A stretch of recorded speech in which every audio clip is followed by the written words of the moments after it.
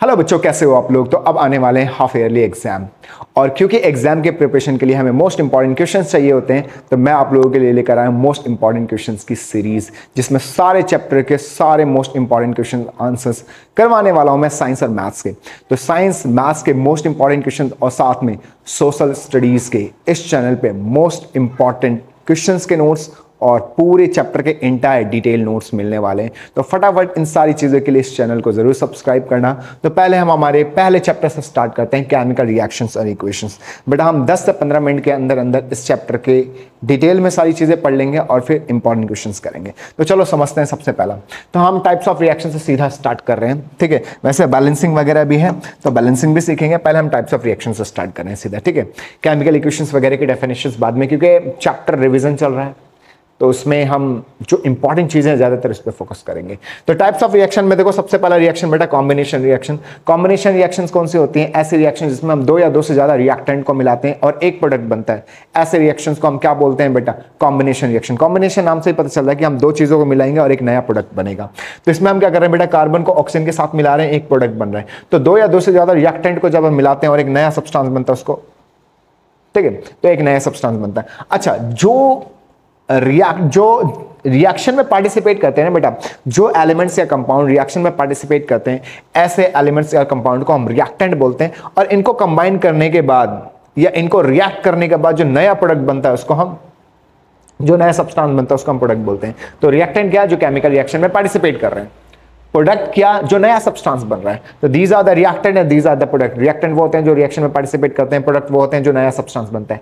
Combination reaction कौन सी reactions होती है? ऐसी रिएक्शन जिसमें दो या दो से ज्यादा रिएक्टेंट को मिलाते हैं और एक प्रोडक्ट बनता है, उसको हम क्या बोलते हैं? Combination reaction. And these are the two example. Carbon को ऑक्सीजन के साथ रिएक्ट करते हैं, कार्बन डाइऑक्साइड बनता है।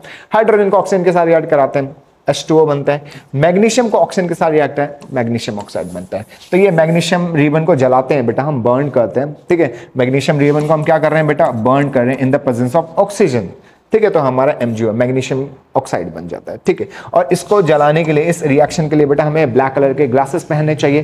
क्यों पहनने चाहिए ब्लैक कलर? क्योंकि ये जो रिएक्शन है तो बहुत ही ज्यादा बिल्कुल स्पार्क करता है, बहुत ज्यादा शाइन करता है, इससे आपकी आंखें डैमेज हो सकती है, इसलिए काला चश्मा पहन के ये रिएक्शन करना चाहिए। ये कुछ इंपॉर्टेंट बातें थी जो मैंने आपको बता दी।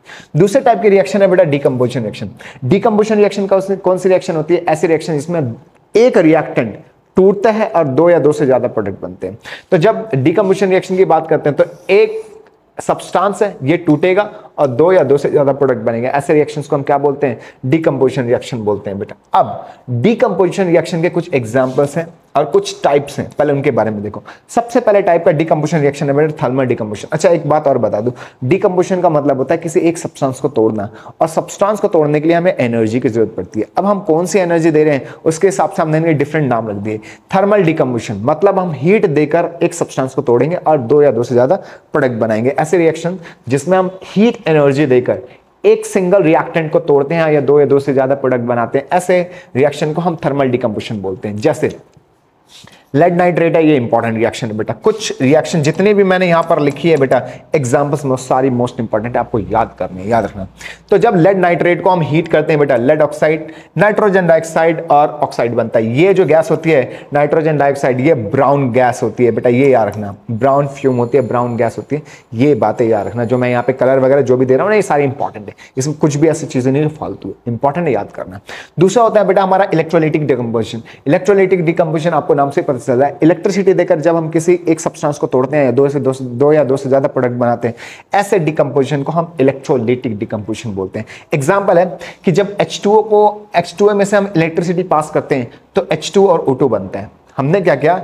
हमने अच्छा, एक बात इसमें कुछ और सवाल भी आ जाते हैं इलेक्ट्रोलाइटिक डिकम्पोजिशन में। तो होता क्या बेटा, यहां वाटर लिया हमने, वाटर लिया बेटा, यहां हमने एनोड लिया, ये कैथोड लिया, है ना। एनोड कैथोड क्या होता है? जो बैटरी के पॉजिटिव टर्मिनल से कनेक्ट होता है वो एनोड होता है, और जो नेगेटिव से कनेक्ट होता है वो कैथोड होता है बेटा। जब वाटर हम, ये H2O है, ये टूटता है इलेक्ट्रिसिटी पास करने पे, तो हाइड्रोजन ऑक्सीजन बनता है। तो हमारा हाइड्रोजन बना बेटा और ऑक्सीजन बना। हाइड्रोजन पे ना पॉजिटिव चार्ज होता है और ऑक्सीजन पे ना नेगेटिव चार्ज होता है।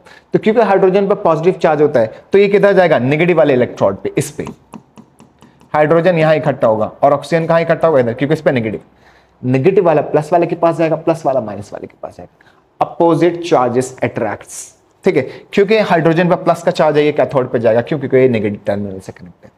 ऑक्सीजन पे नेगेटिव चार्ज है इसलिए ये एनोड पे जाएगा क्योंकि पॉजिटिव टर्मिनल। अच्छा, अब एनोड करो, इसमें सवाल आता है कि इनका एटम का रेशियो क्या है।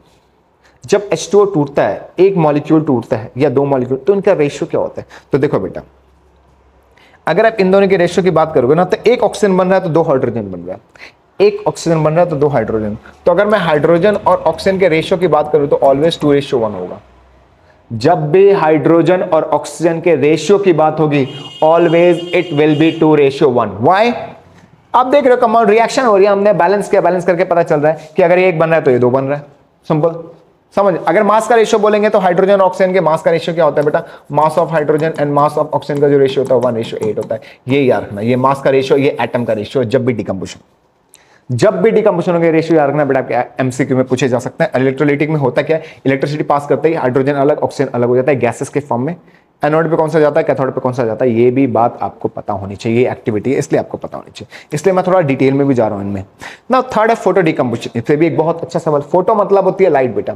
जब एक सब्सटेंस लाइट एनर्जी देकर हम तोड़ दें, ऐसे डिकम्पोजिशन को हम फोटो डिकम्पोजिशन बोलते हैं। फोटो डिकम्पोजिशन में एक रिएक्शन बहुत इंपॉर्टेंट है, वो है AgCl। सिल्वर क्लोराइड और सिल्वर ब्रोमाइड को बेटा black and white photographic film बनाने में भी इस्तेमाल किया जाता है। यानी फोटो की ऊपर जो लेयर होती है ना, वो इसकी बनती है। ये व्हाइट कलर का पाउडर होता है AgCl। जब इसको सनलाइट के प्रेजेंस में रखते हैं ना, तो ये Ag और Cl2 में टूट जाता है। जब सिल्वर क्लोराइड को सनलाइट के प्रेजेंस में रखते हैं तो ये सिल्वर और क्लोराइड में टूट जाता है। ये लाइट की वजह से हुआ, इसलिए इसको फोटो डिकम्पोजिशन बोलते हैं। पहली बात। इस पर जो सवाल आता है, ये आता है कि हमें सिल्वर क्लोराइड को ब्लैक कंटेनर में क्यों रखना चाहिए, या फिर इसको सनलाइट के प्रेजेंस में क्यों नहीं रखना चाहिए। या एक और सवाल बन जाता है कि जब इसको सनलाइट में रखते हैं तो इसका रंग क्यों बदल जाता है। 3 सवाल एक ही जवाब। 3 सवाल क्या है कि इसे हम ब्लैक कंटेनर में क्यों रखते हैं। पहला सवाल, सिल्वर क्लोराइड को ब्लैक कंटेनर में क्यों रखते हैं। दूसरा सवाल कि इसको हम सनलाइट के प्रेजेंस में क्यों नहीं रखते। तीसरा सवाल कि जब इसको सनलाइट के प्रेजेंस में रखते हैं तो उसका रंग क्यों बदल जाता है। तीनों सवाल का एक ही जवाब है कि जब सिल्वर क्लोराइड को सनलाइट के प्रेजेंस में रखते हैं तो ये डिकम्पोज हो जाता है और सिल्वर और क्लोराइड बनाता है। क्योंकि ये सिल्वर बनाता है, सिल्वर ग्रे कलर का है, इसलिए व्हाइट कलर का सिल्वर क्लोराइड कन्वर्ट होकर ग्रे कलर का हो जाता है। रंग इसलिए बदल जाता है और सनलाइट में इसलिए नहीं रखते क्योंकि डिकम्पोजिशन से बचाने के लिए हम इसको सनलाइट में नहीं रखते या ब्लैक कंटेनर में रखते हैं। ये था जवाब। अगर आपको मेरा जवाब समझ में नहीं आता, एक बार वीडियो को पीछे ले जाओ, सुनो और उसको लिख लो। आपके एग्जाम्स के लिए इंपॉर्टेंट, इसलिए मैं थोड़ा टाइम लगा रहा हूं, वरना फटाफट खत्म कर दूं मैं इनको। नेक्स्ट है बेटा डिस्प्लेसमेंट रिएक्शन। क्या होती है डिस्प्लेसमेंट रिएक्शन? ऐसे रिएक्शन जिसमें high reactive element low reactive element को डिस्प्लेस कर देता है, ऐसे रिएक्शन को हम डिस्प्लेसमेंट रिएक्शन बोलते हैं। एग्जांपल देखो बेटा, आयरन है, ये कॉपर सल्फेट है। आयरन कॉपर से ज्यादा रिएक्टिव है, यानी आयरन कॉपर को धक्का मार के हटा सकता है। तो ऐसे रिएक्शन को हम क्या बोलेंगे? डिस्प्लेसमेंट। क्योंकि आयरन हाई रिएक्टिव है, आयरन ने कॉपर को डिस्प्लेस कर दिया और उसकी जगह पर आ गया। ऐसे रिएक्शन को हम क्या बोलेंगे? Displacement reaction. इस पे भी आपके बुक में एक एक्टिविटी है, ध्यान रखना कि जब हम कॉपर सल्फेट का सॉल्यूशन लेते हैं, कॉपर सल्फेट का सॉल्यूशन लेते हैं बेटा, और इसमें लोहे की कील डाल देते हैं, आयरन नेल, आयरन के साथ रिएक्ट करा है ना कॉपर सल्फेट सॉल्यूशन में, ये ब्लू कलर का होता है स्टार्टिंग में। लेकिन जैसे हम लोहे की कील डालते हैं, क्योंकि आयरन ज्यादा रिएक्टिव है, ये कॉपर को डिस्प्लेस कर देता है और क्या बना देता है? नया सॉल्यूशन। जो नया सॉल्यूशन बनाता है वो बनाता है हमारा आयरन सल्फेट। क्या बनाता है बेटा? Iron sulphate. अब आयरन सल्फेट बना, अब तो सॉल्यूशन ही बदल गया। सॉल्यूशन बदल गया तो अब जो इसका कलर है फेड कलर, या फिर बहुत सारी बुक में बेटा ग्रीन कलर लिखा हुआ है, लाइट ग्रीन। तो डोंट बी कंफ्यूज, एनसीईआरटी में फेड लिखा हुआ है, फेड लिखना या फिर लाइट ग्रीन लिखना। दूसरी बात, इस लोहे के ऊपर बेटा, आयरन नेल के ऊपर कॉपर की पर, क्योंकि कॉपर निकल गया ना, ये कॉपर कहां जाके डिपॉजिट हो जाता है? लोहे के ऊपर। और ये कॉपर, ये जो आपका आयरन नेल है, ये ब्राउन कलर का हो जाता है। Why? Because a layer of copper deposited on the nail. Nail के ऊपर, कील के ऊपर एक कॉपर की पतली परत बन जाती है, ठीक है, इसलिए इसके ऊपर ये ब्राउन कलर का हो जाता है। ठीक है, ये सवाल था, ध्यान रखना। तो कॉपर सल्फेट का रंग क्यों बदल गया? सवाल में पूछा जाता है कि जब कॉपर सल्फेट में हम आयरन नेल डालते हैं तो उसका रंग क्यों बदल जाता है? क्योंकि आयरन हाई रिएक्टिव है। Because iron is high reactive, it displaces the copper from copper sulphate solution and new substance iron sulphate form, that's why the colour is changed. What's the color? The blue color of copper sulfate changes to green color or fade. Okay, simple. Example से याद रखना बेटा, ठीक है। ये दोनों बहुत important है, मैं सारी चीजें डिटेल में बताता हुआ चल रहा हूं ताकि आपका कुछ छूटे नहीं। एग्जाम में, स्पेशल एग्जाम के प्रिपरेशन कर रहे हैं तो कुछ छूटना नहीं चाहिए, ये हमारा पहला मकसद है। दूसरा सवाल, what is double displacement reaction? तो ऐसे रिएक्शन बेटा, what is double displacement reaction? Double displacement reaction कौन सी रिएक्शन होती है? ऐसी रिएक्शन जिसमें दो कंपाउंड्स अपने आयोन्स को एक्सचेंज करते हैं। ऐसी रिएक्शन जिसमें दो कंपाउंड अपने आयोन्स को एक्सचेंज करते हैं। आयोन्स एक्सचेंज करने का क्या मतलब है समझो। देखो, दो एग्जांपल दे रखे हैं मैंने, दोनों बहुत इंपॉर्टेंट है बेटा आपके एग्जाम के नजरिए से, ध्यान रखना। तो देखो, आयोन एक्सचेंज का क्या मतलब है कि बेरियम पे प्लस चार्ज है, क्लोरीन पे नेगेटिव है, सोडियम पे प्लस चार्ज है, सल्फेट पे नेगेटिव चार्ज है। ये जो बेरियम है, क्योंकि इस पे प्लस है, ये सोडियम की जगह पे आ जाता है, सोडियम बेरियम की जगह पर आ जाता है। और नए सब्सटेंस कैसे बनते हैं? सोडियम अब इधर आ गया, सोडियम क्लोराइड बनेगा NaCl, और ये बेरियम इधर चला गया तो बेरियम सल्फेट बना। तो इन्होंने क्या किया, अपने प्लस वाले आयंस को एक्सचेंज कर दिया। अब क्योंकि इन्होंने आयन एक्सचेंज किया तो ऐसा रिएक्शन जिसमें दो कंपाउंड्स अपने आयंस को एक्सचेंज करते हैं, नया प्रोडक्ट बनाते हैं, ऐसे रिएक्शन को हम डबल डिस्प्लेसमेंट रिएक्शन बोलते हैं। इसमें भी यही हुआ बेटा, के पीबी की जगह पर आ गया, पीबी के जगह पर, तो PbI2 बन गया KNO3। समझ में आ गई बात बेटा? अब इस रिएक्शन के अंदर ये बेरियम सल्फेट का PPT बनता है, व्हाइट PPT। कैसा PPT बेटा? व्हाइट PPT बनता है। PPT बोलते हैं precipitate. What is precipitate? Precipitate are the solid insoluble particles और substance formed in the reaction. Reaction के बाद ये दोनों एक्वस सॉल्यूशन थे, लिक्विड फॉर्म में थे। इन्होंने रिएक्ट किया और जब रिएक्ट करके नया सब्सटेंस बना तो ये बन गया, and this is insoluble in the solution. तो सॉल्यूशन के अंदर कोई जब दो चीजें रिएक्ट करें, कुछ ऐसा सब्सटेंस बने जो सॉलिड हो और इनसॉल्युबल हो कंपाउंड के अंदर, ऐसे इनसॉल्युबल पार्टिकल्स को हम प्रेसिपिटेट बोलते हैं। और ऐसे रिएक्शन जिसके अंदर प्रेसिपिटेट फॉर्म होता है, ऐसे रिएक्शन को हम प्रेसिपिटेशन रिएक्शन बोलते हैं। उम्मीद है यहां तक आपको बात समझ में आ गई होगी। आपके एग्जाम को बेहतर से बेहतर बनाएंगे हम, आप बेफिक्र रहो, कुछ भी नहीं छूटेगा, सब कुछ डिटेल में बताएंगे आपको। सिमिलरली यहां पर भी बेटा प्रेसिपिटेट बनता है, यहां पर भी डबल डिस्प्लेसमेंट रिएक्शन है, दूसरा वाला भी याद कर लेना। नेक्स्ट है आपका एक्सोथर्मिक रिएक्शन। ऐसे रिएक्शन जिसमें रिएक्शन के दौरान हीट निकलती है या एनर्जी निकलती है, हीट निकले या तो एनर्जी निकले, ऐसे रिएक्शन को एक्सोथर्मिक रिएक्शन बोलते हैं। इसमें जो सवाल आते हैं, एक तो ये बहुत इंपॉर्टेंट है कि रेस्पिरेशन को हम एक्सोथर्मिक रिएक्शन क्यों बोलते हैं? रेस्पिरेशन का मतलब होता है break down of glucose. Glucose का ब्रेक डाउन रेस्पिरेशन कहलाता है। हमारी बॉडी के अंदर होता है, हम खाना खाते हैं, उसमें कार्बोहाइड्रेट होता है, हमारी बॉडी में जाके ग्लूकोज में कन्वर्ट होता है। वो ग्लूकोज हमारे ब्लड में आए हुए ऑक्सीजन के साथ रिएक्ट करता है और एनर्जी बनाता है। तो ये जो एनर्जी बनाने का प्रोसेस, उसमें ग्लूकोज का ब्रेक डाउन होता है, and this break down of glucose is called respiration. अब रेस्पिरेशन को एक्सोथर्मिक क्यों बोलते हैं? Because in this reaction energy is produced, energy is form which is used by us in talking, walking, whatever. ठीक है, so because in the reaction energy is form, that's why the respiration is called the exothermic reaction. चलो फिर से समझते हैं। When glucose reacts with oxygen, it forms carbon dioxide, H2O and energy. Because energy is formed in this reaction, that's why the respiration is called the exothermic reaction. Exothermic reaction are those in which energy और heat is produced. ऐसी reaction जिसमें energy या heat produce होती है, ऐसे reaction को हम exothermic reaction कहते हैं। उम्मीद है ये बात आपको समझ में आ गई होगी। एक और बहुत इंपॉर्टेंट रिएक्शन, रेस्पिरेशन वाली बात तो बता दी मैंने कि रेस्पिरेशन में क्या होता है, ग्लूकोज का ब्रेकडाउन होता है और एनर्जी बनती है, इसलिए इसको हम रेस्पिरेशन को एक्सोथर्मिक रिएक्शन कहते हैं। Second one is very very important reaction बेटा, कैल्शियम ऑक्साइड। कैल्शियम ऑक्साइड वो चूना होता है जो हम मार्केट से खरीद के लेकर आते हैं, पत्थर जैसा बिल्कुल। जब उस चूने को हम पानी के अंदर डालते हैं बेटा, इसको क्विक लाइम बोलते हैं। क्या बोलते हैं? Quick lime. तो कैल्शियम हाइड्रोक्साइड बनता है और एनर्जी बनती है, इसको हम स्लैग लाइम बोलते हैं, स्लैग लाइम बोलते हैं। ठीक है, अच्छा, और एनर्जी बनती है। इस चूने का इस्तेमाल बहुत सारी जगह पे किया जाता है, जैसे सीमेंट बनाने के लिए, व्हाइट वॉश करने के लिए। एक्चुअली व्हाइट वॉश तो ये होता है, बट बना तो इसी से ना, कैल्शियम ऑक्साइड से। ये एनसीईआरटी का एक सवाल है कि जब एक कंपाउंड है एक्स जिसका इस्तेमाल हम व्हाइट वॉश में करते हैं, जब इसको वाटर के साथ रिएक्ट करते हैं तो एक कंपाउंड वाई बनता है और साथ में हीट एनर्जी निकलती है। उसको समझ गए? व्हाइट वॉश में इस्तेमाल करते हैं, कैल्शियम ऑक्साइड है, कैसे इसमें पानी डालते हैं, कैल्शियम हाइड्रोक्साइड बनता है, फिर दीवार पे पोत देते हैं।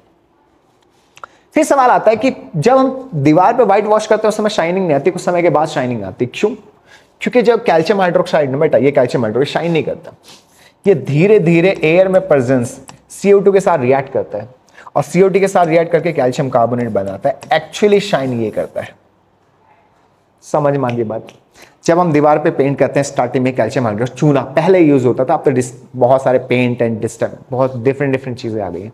पहले चूना करते थे लोग, अब पहले दिन करते हैं नहीं आती थी शाइनिंग, अगले दिन शाइनिंग आती थी। क्यों? क्योंकि हमारे एयर में जो CO2 प्रेजेंट है ना वो रिएक्ट करता था और कैल्शियम हाइड्रोक्साइड रिएक्ट करके कैल्शियम कार्बोनेट बनाता था। समझ में आ गई बात बेटा? ये बहुत इंपॉर्टेंट रिएक्शन है, ध्यान रखना। इस पे XYZ करके भी सवाल आता है, मैं अभी दिखाऊंगा आपको। नेक्स्ट है एंडोथर्मिक रिएक्शन। एक्सोथर्मिक का उल्टा। एक्सोथर्मिक में क्या होता है? रिएक्शन में हीट निकलती है। एंडोथर्मिक में रिएक्शन के लिए हीट की जरूरत पड़ती है या एनर्जी की जरूरत पड़ती है। A reaction in which energy is required for the reaction. ऐसी रिएक्शन जिसमें एनर्जी की जरूरत होती है रिएक्शन के लिए, ऐसी रिएक्शन को एंडोथर्मिक रिएक्शन कहते हैं। आपके डिकम्पोजिशन के जितने भी एग्जाम्पल है एंडोथर्मिक में उठा के रख दो, वही एग्जाम्पल है। चलो नेक्स्ट है रेंसिडिटी।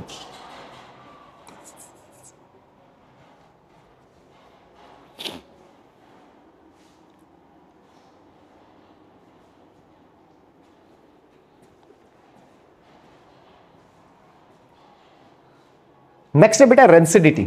रेंसिडिटी का मतलब है जब किसी भी ऑयली फूड को, खाने वाली चीज जो ऑयली हो, फैटी नेचर का हो, ऑयली फूड को जब लंबे समय तक एयर और मॉइस्चर के प्रेजेंस में, एयर के प्रेजेंस में, ऑक्सीजन के प्रेजेंस में स्पेशली, जब हम किसी भी ऑयली फूड को ऑक्सीजन के प्रेजेंस में लंबे समय तक छोड़ देते हैं तो उसका टेस्ट और उसका स्मेल बदल जाता है। इस प्रोसेस को, इस रिएक्शन को जो ऑक्सीजन के साथ हुआ खाने का, रेंसिडिटी कहलाता है। रेंसिडिटी का मतलब है सिंपली फूड का खराब होना ऑक्सीजन के प्रेजेंस में, simple. So oil and fat containing food when kept for some times in the open, खुले में छोड़ दिया जाए, starts giving bad smell and taste and the process is called rancidity. Rancidity का मतलब खाने का सिंपल भाषा में खराब होना। कैसे बचा सकते हैं? आप एयर टाइट कंटेनर में रखो, ऐसे कंटेनर में रखो जिसमें हवा जा ही ना सके, पहली चीज। दूसरी चीज, आप नाइट्रोजन गैस का इस्तेमाल करो, ठीक है, फ्लश विद नाइट्रोजन गैस। आपने देखा हो चिप्स वगैरह के पैकेट में आप कहते हैं हवा भरी है, यार कैसी कंपनी है, इतना सा चिप्स देते हैं, इतना सारा पैकेट फुला के भर देते हैं। बेटा खाली पैकेट तो ले भी मत लेना मार्केट में। अगर आपको कोई नॉर्मल खुले चिप्स बेचने वो तो खरीदना भी नहीं चाहिए। उसका रीजन क्या है? क्योंकि खुले चिप्स ऑयल के बने होते हैं। अब ऑयल के बने होते तो एयर के साथ रिएक्ट करेंगे और एयर के साथ रिएक्ट करेंगे तो खराब हो जाएंगे। मेरी बात समझ में आ रही है? इसलिए पैकेट वाले खरीदने चाहिए, क्योंकि पैकेट में हवा नहीं नाइट्रोजन गैस होती है जो प्रिवेंट करते हैं उस चिप्स को खराब होने से। खराब नहीं होने देती वो नाइट्रोजन गैस, इसलिए पैकेट भी वही खरीदना चाहिए जो गैस से भरी हुई। खाली मत खरीदना, कोई बात नहीं जी फटी हुई तो जी हम घर लेकर, फटी हुई है तो लेना ही नहीं है, खराब हो चुकी है वो। आपको बैड स्मेल अभी नहीं आ रहा, बट हो सकता है कुछ समय के बाद बैड स्मेल आने लग जाता, मतलब थोड़ा बहुत तो खराब हो चुका है, इतना खराब नहीं हो कि स्मेल आ रही है, बट खराब हो चुका है, ध्यान रखना। इसलिए पैकेट वही खरीदना चाहिए जिसमें गैस फिल्ड हो। चलो अगली बात बेटा, अगली बात, ऑक्सीडेशन रिएक्शन क्या होती है? देखो मैंने दो बहुत अच्छे यहाँ पे डिटेल, बहुत सिंपल। देखो ऑक्सीडेशन रिएक्शन जिसमें गेन ऑफ ऑक्सीजन होता है। अगर किसी रिएक्शन में ऑक्सीजन आके जुड़ रहा है, ऑक्सीडेशन, हाइड्रोजन निकल रहा है, ऑक्सीडेशन। ऑक्सीडेशन का मतलब है addition of oxygen, sorry, oxidation reaction का मतलब होता है addition of oxygen, removal of hydrogen. अगर ऑक्सीजन ऐड हो रहा है या हाइड्रोजन निकल रहा है, दोनों ही केस में ऑक्सीडेशन होता है। एडिशन ऑफ ऑक्सीजन और रिमूवल ऑफ हाइड्रोजन दोनों एक साथ नहीं, कुछ भी हो जाए, चाहे तो ऑक्सीजन ऐड हो जाए या तो हाइड्रोजन निकल जाए। ऐसे रिएक्शन जिसमें एडिशन ऑफ ऑक्सीजन होता है, रिमूवल ऑफ हाइड्रोजन होता है, उसको ऑक्सीडेशन कहता है। अब उल्टा कर दो, removal of oxygen and addition of hydrogen उल्टा आर कॉल्ड रिडक्शन। ऑक्सीडेशन का उल्टा होता है reduction. Addition of oxygen, removal of hydrogen, क्या ऑक्सीडेशन। अब मैं रिडक्शन नहीं समझा रहा, समझ जाओ, उल्टा कर दो, removal of oxygen, addition of hydrogen, reduction, simple, ठीक है। तो चलो ऐसी रिएक्शन जिसमें एडिशन ऑफ ऑक्सीजन हो बेटा, जैसे कार्बन को ऑक्सीजन के साथ रिएक्ट कराते हैं, कार्बन डाइऑक्साइड बन जाता है। यहां पर क्या हुआ? कार्बन के साथ ऑक्सीजन जुड़ गया, carbon dioxide, oxidation reaction. H2O है, इलेक्ट्रिसिटी पास करी हमने, H2 अलग हो गया, ऑक्सीजन अलग हो गया, तो यहां पे ऑक्सीजन निकल गया हाइड्रोजन में से, हाइड्रोजन में से ऑक्सीजन निकल गया, तो H2O का क्या हुआ, रिडक्शन हुआ। तो रिडक्शन का मतलब है रिमूवल ऑफ ऑक्सीजन, ऑक्सीडेशन का मतलब है addition of oxygen, oxidation reduction. अब तीसरी रिएक्शन है ऐसी रिएक्शन जिसमें ऑक्सीडेशन भी हो रिडक्शन भी हो। ऐसे रिएक्शन जैसे देखो कॉपर ऑक्साइड है, हाइड्रोजन है, इन दोनों ने रिएक्ट किया, कॉपर बना, H2O बना। अब इस रिएक्शन में एक साथ दोनों चीजें हो रही है, ऑक्सीडेशन भी रिडक्शन भी। देखो कैसे, इसमें ऑक्सीजन था निकल गया, रिडक्शन, ऑक्सीजन का निकलना रिडक्शन होता है। इसमें नहीं था आ गया, ऑक्सीडेशन। बात समझ में आ रही है? Addition of oxygen, addition of oxygen, oxidation, removal of oxygen, reduction. तो ऐसे रिएक्शन जिसमें ऑक्सीडेशन रिडक्शन दोनों हो रहा है, ऐसे रिएक्शन को हम रेडॉक्स रिएक्शन बोलते हैं, या फिर ऑक्सीडेशन रिडक्शन रिएक्शन बोलते हैं। ऐसे रिएक्शन जिसमें एक साथ ऑक्सीडेशन रिडक्शन दोनों हो, ऐसे रिएक्शन को रेडॉक्स रिएक्शन बोलते हैं। क्लियर हो गई बात? चलो, अच्छा एक चीज और, इस हाइड्रोजन को ऑक्सीजन देने वाला ये कंपाउंड है। अगर ये नहीं होता तो हाइड्रोजन को ऑक्सीजन नहीं मिलता। तो जो ऑक्सीजन देने वाला सब्सटेंस होता है उसको ऑक्सीडाइजिंग एजेंट बोलते हैं। सिंपल भाषा में एजेंट को दलाल बोलते हैं। तो ये ऑक्सीजन देने वाला दलाल है, ऑक्सीडाइजिंग एजेंट। समझ में आई बात? तो इसका ऑक्सीडेशन कौन करा रहा है? ये नहीं होता तो भाई साहब कौन देता ऑक्सीजन? तो ये ऑक्सीडाइजिंग एजेंट है, पहली चीज। अगर हाइड्रोजन भाई साहब नहीं होते तो इसमें से ऑक्सीजन कौन निकलता? तो ये है रिड्यूसिंग एजेंट। ऑक्सीडाइजिंग एजेंट वो जो ऑक्सीजन दे। तो यहां पे ऑक्सीडाइजिंग एजेंट कौन है? Copper oxide. जो हाइड्रोजन निकाल ले, रिड्यूसिंग एजेंट। तो यहां पे रिड्यूसिंग एजेंट कौन है? हाइड्रोजन। ध्यान रखना बेटा, आपसे ऑक्सीडेशन पूछ सकते हैं, किसका ऑक्सीडेशन हुआ? तो किसका ऑक्सीडेशन हुआ? आपको रिएक्शन देखकर क्या लग रहा है? हाइड्रोजन का ऑक्सीडेशन हुआ। किसका रिडक्शन हुआ? कॉपर ऑक्साइड का रिडक्शन हुआ। बता दिया हमने। आपसे पूछेंगे, ऐसे रिएक्शन देते हैं, बोलेंगे बताओ किसका ऑक्सीडेशन किसका रिडक्शन। ठीक। दूसरे आपसे पूछेंगे कौन ऑक्सीडाइजिंग एजेंट है? तो जो ऑक्सीजन दे रहा है वो ऑक्सीडाइजिंग एजेंट, रिड्यूसिंग एजेंट जो ले रहा है, सिंपल, खत्म। तो this was the complete chapter. I hope आपको मैं पूरा चैप्टर समझा पाया हूं। अब कुछ करते हैं इंपॉर्टेंट क्वेश्चंस जो आपके एग्जाम्स के लिए बहुत जरूरी है, बहुत जरूरी है, बहुत जरूरी है, करना ही है, करना ही है। चलो, इसमें से बहुत सारी बातें तो मैं आपको बता चुका हूं, फिर भी just mention the reason the colour change observe when silver chloride is exposed to sunlight. बताया था मैंने आपको, बताया था कि जब सनलाइट के प्रेजेंस में सिल्वर क्लोराइड को रखते हैं तो ये डिकम्पोज हो जाता है, जिसकी वजह से ये व्हाइट कलर का सिल्वर क्लोराइड ग्रे कलर का हो जाता है। सिंपल, बता चुका हूं। दूसरा, copper powder is strongly heated in the presence of oxygen. जब कॉपर पाउडर को स्ट्रांगली ऑक्सीजन के प्रेजेंस में रिएक्ट करते हो तो कॉपर ऑक्साइड बनता है जो ब्लैक कलर का होता है। याद रखना, colour is very very important here. When copper that is brownish in color or reddish brown in color, when react with oxygen, it forms copper oxide which is black in color. समझ में आया? Why it is black? Because copper oxide का nature ही black होता है, इसलिए ये black colour का हो जाता है। समझ में आई बात? तीसरा, a piece of zinc is dropped in copper sulfate. जब जिंक को कॉपर सल्फेट के साथ रिएक्ट कराया जाता है, zinc is high reactive than copper, then it will displace the copper from copper sulfate. This will form zinc sulfate plus copper, and that's why the color of the substance changes. Simple. Clear हो गई बात बेटा? Clear हो गई बात? चलो अगला सवाल। A compound A is used in the manufacturing of cement. Oh, मैंने अभी बताया था, सीमेंट के लिए बनाने के लिए इस्तेमाल करते हैं। When it dissolve in water, आहा, सीमेंट बनाना है, वाटर के साथ रिएक्ट कराना है, लार्ज अमाउंट ऑफ हीट निकालना है, ये मैंने अभी आपको बताया था। उम्मीद है अगर आपने ध्यान से पढ़ा होगा तो आपको याद आ रहा होगा कि कॉपर सल्फेट वो है जिसका इस्तेमाल सीमेंट बनाने में, चौक बनाने में, वगैरह वगैरह में इस्तेमाल करते हैं। जब इसको वाटर के साथ रिएक्ट करते हैं तो बहुत हीट निकलती है और बनता है कैल्शियम हाइड्रोक्साइड। अगर आपको दिक्कत आ रही है तो वीडियो द्वारा देखना बनता है, समझे क्या? दिक्कत नहीं आनी चाहिए क्योंकि वीडियो में सारी बात बता चुका हूं मैं already. Identify A and B, this is A and this is P. Simple, calcium oxide is A and calcium hydroxide is B. Write the chemical equation, already written. चलो अगला सवाल। Lead nitrate solution is added to test tube containing potassium iodide. Lead nitrate को potassium iodide के साथ mix किया test tube में। अच्छा, right the name and colour of the compound of precipitate. तो बेटा जब ये रिएक्ट होता है तो डबल डिस्प्लेसमेंट रिएक्शन होती है। कौन सी रिएक्शन होती है? डबल डिस्प्लेसमेंट रिएक्शन होती है। अच्छा, पीबी के की जगह पर आ गया, के पीबी की जगह पे चला गया, एक दूसरे की गर्लफ्रेंड को लेकर भाग गए तो क्या बना? PbI2 बना और KNO3 बना। ये जो PbI3 होता है ये बेटा येलो PPT होता है। कलर याद रखना जरूरी है। आपके किसी भी रिएक्शन में अगर कलर की बात हो रही है तो वो याद रखना जरूरी है। इस चैप्टर के अंदर इंपॉर्टेंट ही यही है, याद रखना। तो येलो कलर का PPT बनता है ऑफ लेड आयोडाइड। चलो, तो right the name is lead iodide, जो प्रेसिपिटेट है इसका कलर है येलो, पहला पार्ट। दूसरा, right the balance chemical equation, already written है यहां पर। तीसरा, name the type of this reaction, this is double displacement reaction because in this reaction ions exchanges, क्योंकि आयंस एक्सचेंज हो इसलिए इसको हम डबल डिस्प्लेसमेंट रिएक्शन कहते हैं। अगला सवाल, what happen when food material containing fats and oil are left for a long time? Rancidity. When fatty substance or fatty food exposed in air for some time, it rancid, खराब हो जाता है। इस process को हम rancidity बोलते हैं, ठीक है।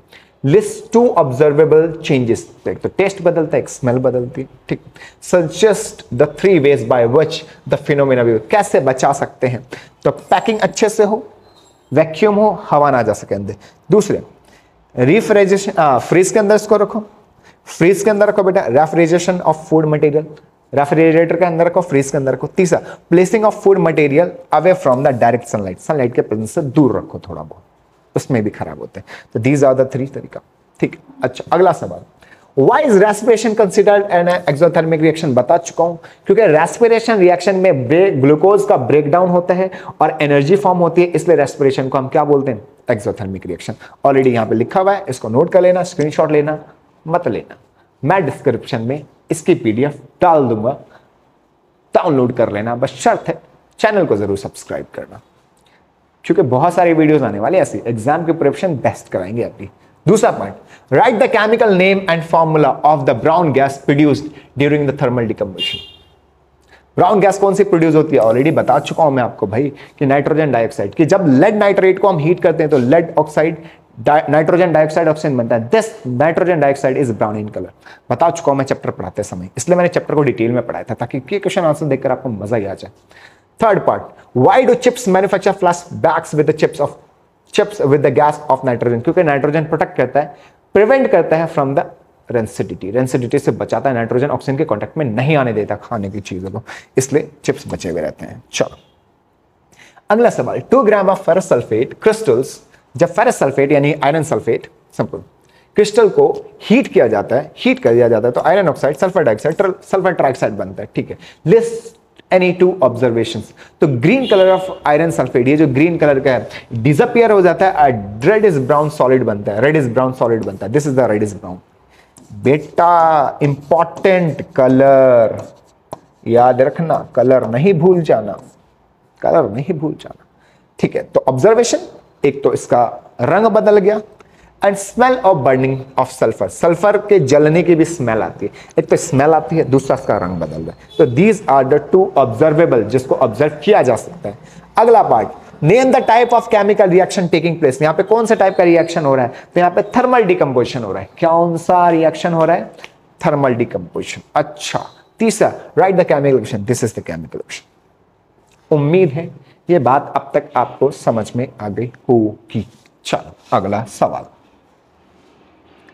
हाँ, ऑक्सीडेशन रिडक्शन के बारे में मैं आपको डिटेल में ऑलरेडी बता चुका हूं। व्हाट इज रिडक्शन ऑक्सीडेशन, तो इसको आप अपने आप करोगे, दिस इज होमवर्क। और कमेंट करके बताना कि आपको ये वीडियो कैसे लगी, समझ में आया नहीं आया, और नहीं आया तो वो भी बताना ताकि मैं और कोशिश करूं बेहतर वीडियो बनाने के लिए। कमेंट करके जरूर बताना कि आपको ये वीडियो कैसे लगी। अगर आपको वीडियो अच्छी लगी तो कमेंट कर देना यस इट्स गुड, और अगर अच्छी नहीं लगी तो रीजन बता देना कि क्यों अच्छी नहीं लगी, ताकि मैं और बेहतर करने की कोशिश करूं।